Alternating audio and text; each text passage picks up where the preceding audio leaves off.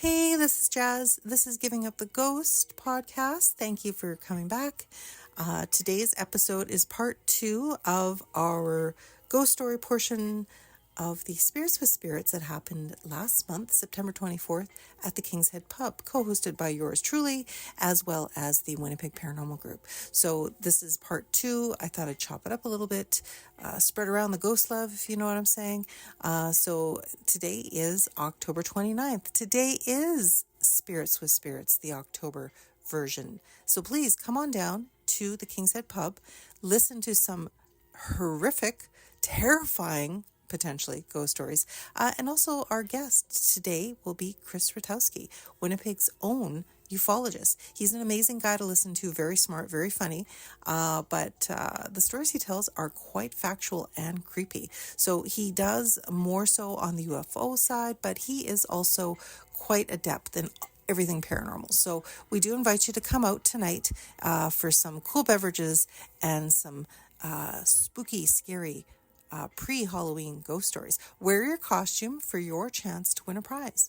In saying that, if you ever have any ghost stories or you'd like to reach out and say hi to us, please do so at givinguptheghost@gmail.com. I don't know what more to say. October has been super crazy busy, lots of material to edit, and hopefully I will have those episodes out to you by the end of the year. Like, it's just nuts. Anyway, thank you again for sharing the ghost love, and remember to live every day like it is your last, but never give up the ghost.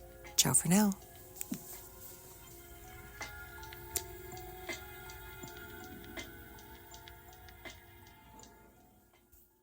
I'll tell you a story real quickly.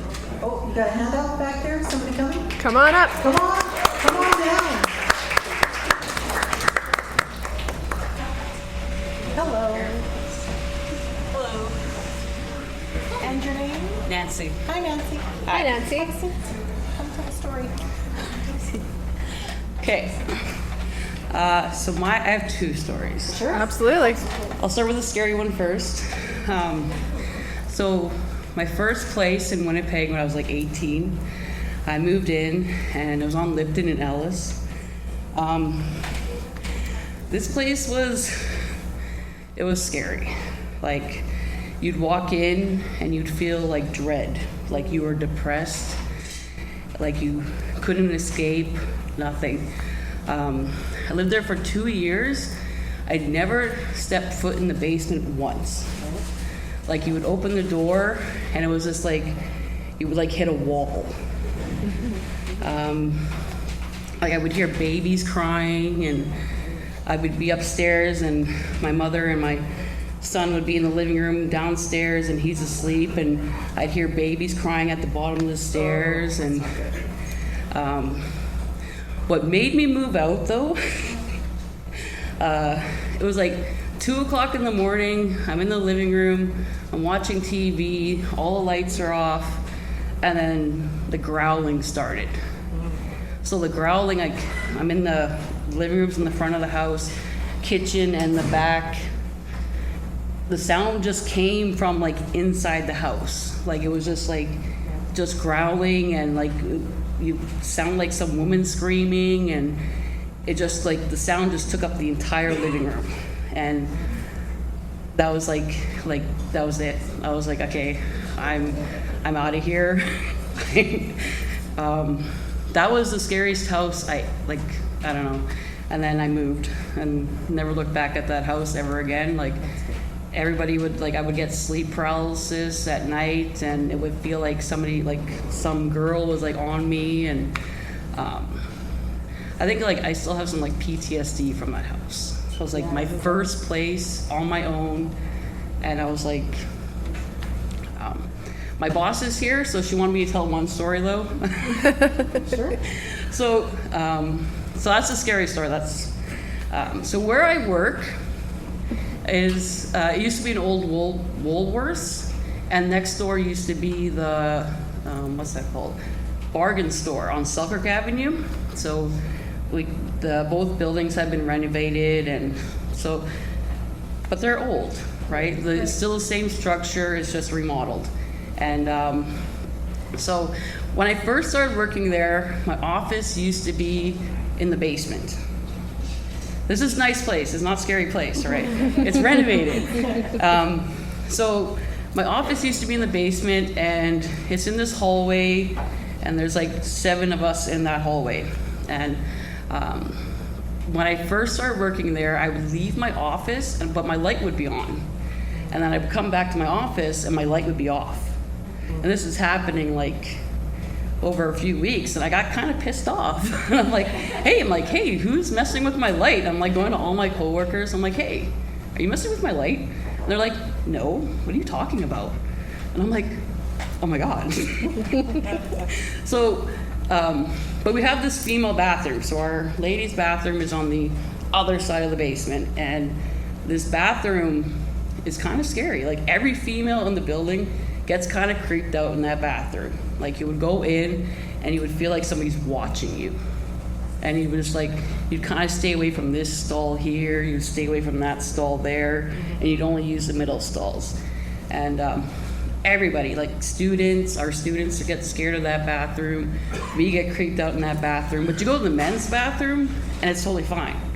Like you feel nothing in there, but the female bathroom is like, and our receptionist, she starts at like, she gets there about 8 in the morning, and I usually get there about 8:05, and she would like record the sounds from, because we have an open space in the middle, so the sun can reach the ground, and she would record, like you'd hear movement, you hear movement downstairs, you hear clicking, tapping, like stuff moving around in that area where the bathroom is. And she would like record it, and she'd be creeped out because she's the only one there at 8 o'clock in the morning. And then I get there and we're like just looking over.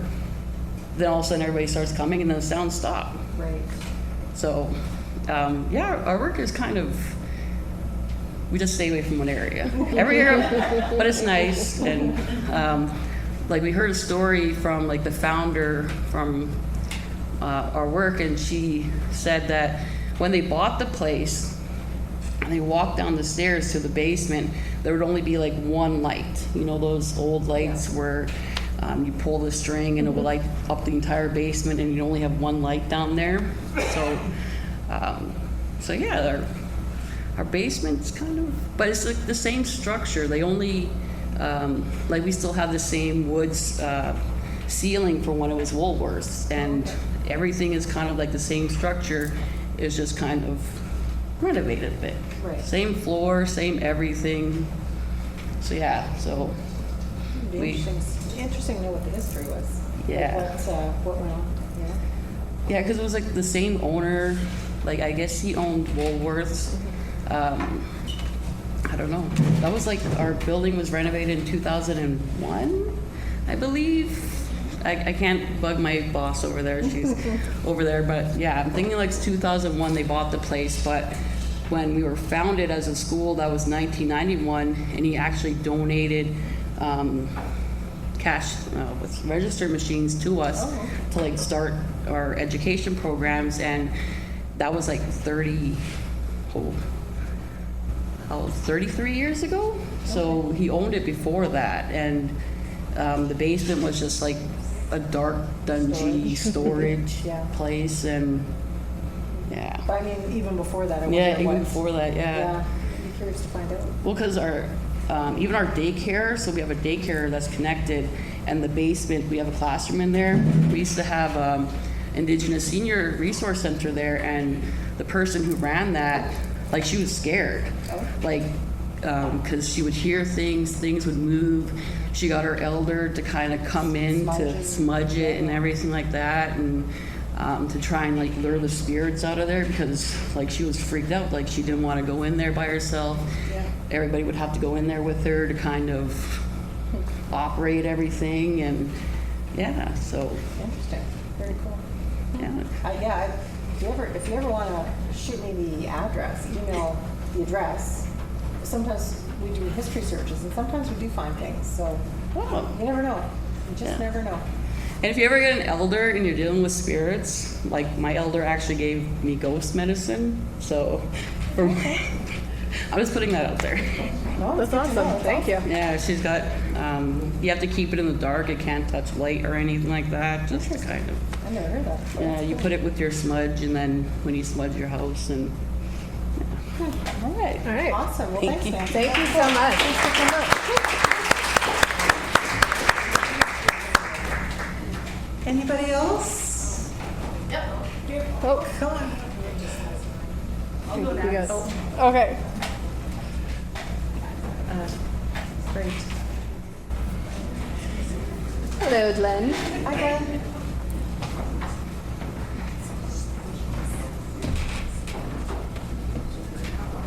How are you doing? Oh, same old, same old. So the very first of these that I went to last year, the topic was haunted highways. Yes. But I had something else I wanted to talk about. I do have a haunted highway story. And what the second last guy in California was talking about, how his wife tried to normalize things. So that's what this one is about. That I was living in Calgary and had really terrible sleep because my father didn't want air conditioning turned on. And so I got about 4 hours of really bad sleep and just when I may as well start driving because my car has air conditioning. So I had to stop a couple of times on the way to Calgary and nap. And I can still find this on a map on number 2 highway, the west end of Manitoba. And there's this correction line, you know what that is? No. Well, you know, the grid in the prairies is square miles, right? But the earth is round. So every now and then, there isn't a mile, it's a half a mile Oh. to Okay. allow for a slip for the roundness. So the road goes down half a mile, goes a couple of miles, then comes back up a mile and a half. And the curve's really tight, so it's a 90K speed limit, but conditions are good. I'm still doing 110. And I can see, standing just off the curve, a really tall guy, so I can see him from like a kilometer away. And I get closer, and I realize I'll have to stand for this. He's facing where the sun's about to come up, like this. So, I see him for quite a while, kilometer of travel. He's just off the pavement. I go by him at 110, doesn't flinch. I look in the rearview mirror, doesn't flinch. He's still standing there like that. There's no conveyance of any kind that I can see, no bicycle, no motorcycle, no car. As far as I can tell, there's no yard anywhere near there. So he's just there by himself, no backpack, no, you know.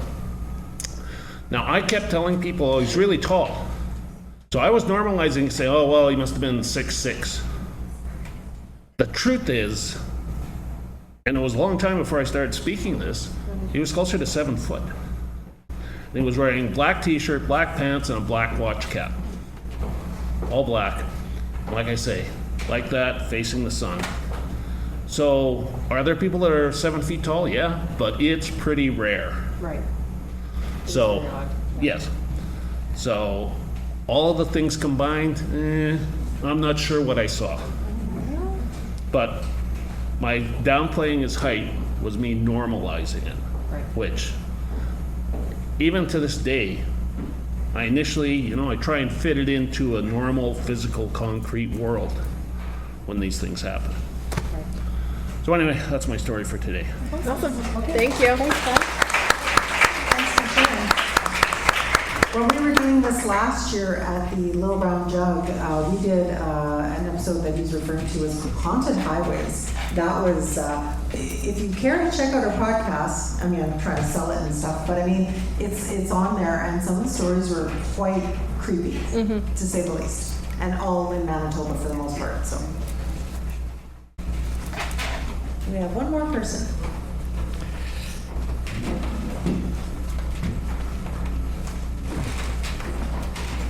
Hello. Hello. And your name? My name is Allison. Hi, Allison. Hey. Welcome. Thanks. Okay, I have a story. It's not a ghost story. It's a supernatural story. Love it. So, what it is there's a phone app that I heard about through a podcast I listened to. There's an app called Randonautica. I don't know if anyone has heard of this. I've done it. Yeah. So let me explain it. The app is based on the principle that your thoughts can trigger real world anomalies, kind of like in a quantum physics way, but also in a synchronicity way. So like a synchronicity, for example, something is more than a coincidence, like too kind of uncanny to be a coincidence. Maybe it's a synchronicity that means something in some way. But what I did, so like my brother was visiting Winnipeg, he lives in BC, so I've used the app like before this too, but this is probably the biggest story from it. So I was using the app, and then with the app you have to kind of like think about something, and then after thinking about it deeply, like meditating on it, the app will show you kind of a coordinate where you should go on a walk to. It's meant to get you walking outside, and then at that coordinate, you'll see a synchronicity that should apply to your thought. So I was showing this app to my brother, and I thought about cats, because I love cats. So I meditated on that heavily. And then the app, like surprisingly, it showed a spot really close by. We were at Assiniboine Park, kind of by the walking bridge that you go from Sergeant Sunday across Portage over the bridge. So we were sitting there by the bridge. And then the app shows the coordinate by a bench that's under a tree. And I thought, well, that's kind of doesn't make sense. It's a bench in a tree. It doesn't have a lot to do with cats. So we kind of ignored it. And then meanwhile, a mom and her teenage daughter sit down on that bench. We think nothing of it. But then they walk past us, and like we kind of mentioned the story to them because we're friendly people. And then the girl says, hold on a second, my name is Kat. I thought, what the heck? Like, that's more than a coincidence. And then not only that, but like she was wearing a t-shirt that had an image of like a tiger from a sports team on it. That's awesome. Yeah. That's awesome. Wow. Thank you. Thanks, Allison. That was pretty cool. Careful what you wish for when you're doing Randonautica. What is it? Randonautica. I've done it once. It's kind of creepy. Actually, if you go on Reddit, they've got some really crazy, creepy stories about that. So. Or even TikTok, probably.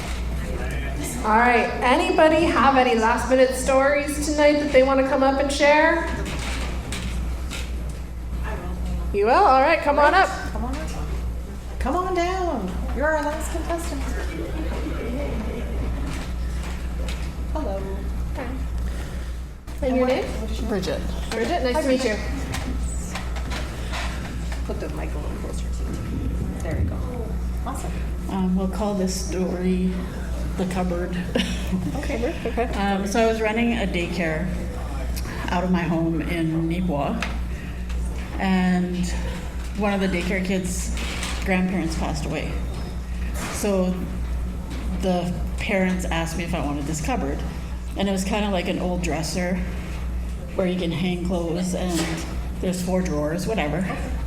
There was a little mirror, but the big mirror was missing. So I had just put material there. It was fine. And then I moved to Winnipeg, and somebody that came over ended up putting a mirror in it. Well, once that mirror was in there, I was terrified of this cupboard. Oh, really? Like, bad stuff started happening. So I had it in my bedroom, but I would have the mirror open so that I couldn't see it Right. against the wall. Right. And as long as it was against the wall, nothing happened. It seemed like everything was fine. And so I'd leave the room, come back, and the door's closed. And as soon as I walked in, I'm just like, oh my God. Yeah. And my heart would just stop, right? So I would go close it, yelling at my kids, like, who touched the door? Why are you touching it? And so the one night, my daughter was sleeping in my room. She was about 1.5, and she went to bed very well. So the one night, all of a sudden, I just hear this blood-curdling scream from her. So I run to the stairs, and she's at the top of the stairs, so I run up and grab her and bring her down. And I'm like, what's wrong? Like, what's going on? And she's like, that lady touched me. I'm like, what lady? She's like, the lady in your room. So I'm sitting there, and she's like, well, where'd she touch you? And she points to her leg. So I'm thinking, she's 1.5 years. I'll wait, give her half an hour, ask her again. So I ask her and I'm like, so what happened upstairs? Oh, that lady, she scared me, she touched me. So I'm like, well, what happened? Like, what'd she do? She's like, she touched my leg. She never touches me, she just talks all the time. So whatever, I'm sitting on the couch and the couch is facing the back of it to the stairs. So I was like, well, what's the lady's name? She jumps off the couch, runs to the stairs, comes back, she's like, she said her name's Mom. Like with this sassy attitude. And I'm like, I don't think so. Yeah. So I brought her upstairs with me and I'm like, you need to tell that lady to leave. So she goes upstairs and she's just repeating whatever I say, right? Whatever. So she wasn't bothered by this lady again. So a couple nights later, go in the room, the door's closed again. Or the mirror, so I can see the mirror. So I get up and in the middle of the night, go to the washroom and I can hear somebody outside in the hallway. So I'm thinking it's one of my kids because, you know, there is 4 of them. And so I come out of the bathroom and I face the way where the kid should be. And there's a man standing there, but I can see through him.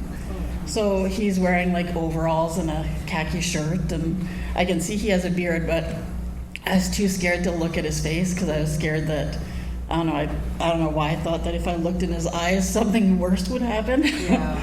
So whatever, I turn around and go back to bed. And so the next day I wake up and I'm just like, what the hell is wrong with me? Like, why was I not freaking out? Because now I'm freaking out. And so a couple days go by.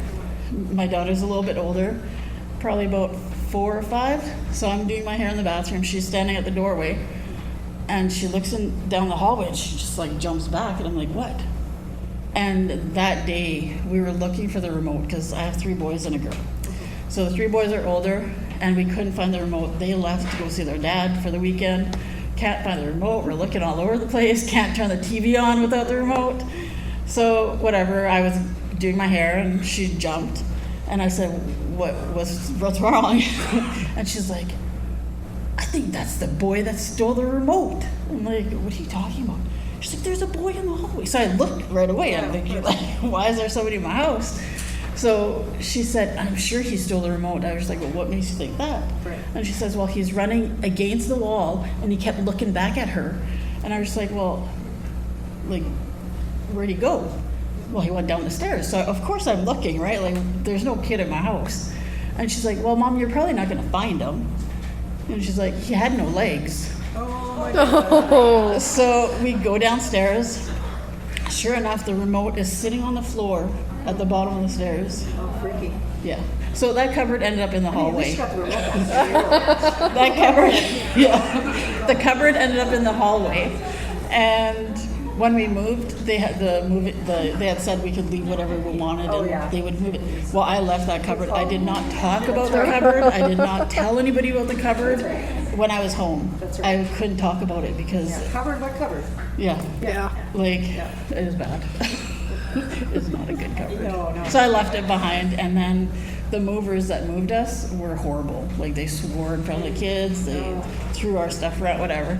Well, they took the cupboard. Yeah, so I was okay with that. Hello. Yeah. So. That's awesome. Thank you so much. Thanks, Bridget. Thanks for sharing. Well, I guess it's that time, right? So. Yes. All right, so we're at that time of night where we gotta say goodbye. So first, I want to thank the King's Head for having us out. That's awesome that they've given us a permanent home now. So we'll be here on the last Wednesday of every month. Last Wednesday. So come out again and enjoy the stories and tell your own. I also want to thank Michael, the wonderful bartender for tonight. So thank you so much. Thank you for providing our liquid courage. And to Vince with Filthy Little Things, thank you so much for coming out and being our special vendor tonight. And of course, to all of you guys for coming out and being here every week, telling your stories, coming out and listening. We really appreciate everybody coming out and seeing all your smiling faces. And James and Judy, amazing. Yes. Thank you again. Thank you we so much that. for coming That's out. Awesome. And of course, make a trip out to Six Pines this year. Yeah, check out Six Pines Honda Attraction. You will not be disappointed. Spot on. Amazing. And can I tell who's coming at next month? Can I? So, because the King's Head is going to have us here at the last Wednesday of every month, the next Spirits of Spirits, tell your friends, tell the creepy cool friends, we're going to be back October 29th, and our special guest is Chris Rutkowski. He is the Manitoba ufologist, so, you Not know. just Manitoba, he's the Canadian. He's Canadian, he's ufologist. published, he's well researched, he's had what, 12 books, I think, 15? Something like that. Yeah, so he's awesome. We've had him before when we were at our other location, and he's going to be coming out as our guest speaker and everything. Well, he does everything, cryptids, UFOs. Yeah, he was the original ghost hunters in Winnipeg back in the 70s. So. Yeah, so definitely mark your calendars, October 29th. And speaking of marking your calendars, Ashley and her crew and Kelly and all of them at the Winnipeg Paranormal Group has an explosive October month. Do you want to tell them where you're going to be or what you're going to do? It's crazy. So obviously, first off, we have a market coming up here on Sunday. Yes, our market. Our sip and shop. So come out and enjoy that, 12 to 5. Then we have... I'm emceeing. I'm here to entertain you. Dance, monkey, dance. We are going to be at Fort Lorraine, which is out in Portage La Prairie. That one is sold out. Yes. We are going to be at the Assiniboine Park Pavilion, so there's still tickets available for that one. You can go to the Assiniboine Park's website. They're taking care of the ticket sales there. We are going to St. Norbert Arts Center. That one is sold out. Yeah, I'm checking that one out. We're going to I'm just going to show up. We're going to be heading out to Brandon. So if you guys know any Brandon people or want to take a trip out, we're going to be going to the Daly House Museum out there. Yeah. We've got a couple markets, so Fantastical Emporium on October 12th. Yep. Basically, check our Facebook page because it's never ending right now. And actually, A lot going on. we just booked another event for November. So Awesome. spooky season is continuing past Spooky. October. Love the spookies. And and if you want to check out the podcast, again, it's Giving Up the Ghost podcast. If you have a story and you want to tell us, definitely don't be shy, Giving Up the Ghost podcast at gmail.com. So that's where you can get a hold of us. And again, thanks for coming out. And Just another reminder that Winnipeg Paranormal, while we do all these wonderful events, we Yes. also are here for clients. So if you are having activity in your home and you want an investigation, you want to try and find out more, reach out to us. We are more than willing to come out and help you. Our clients are definitely first and foremost for us. So For sure. don't forget about us if you're having activity as well. And also remember to live every day like it is your last. And never forget, don't give up the ghost. Never give up the ghost. Oh my God. That's how we end our I'm being podcast. so good at it. Thank you so much again. Thank you guys. Have a great night. We got to make our draw. We almost Oh forgot about yes, our don't draws. go too far. We have Sit a draw. down. We're gonna make a Vince, draw. Do you want to do the first name draw?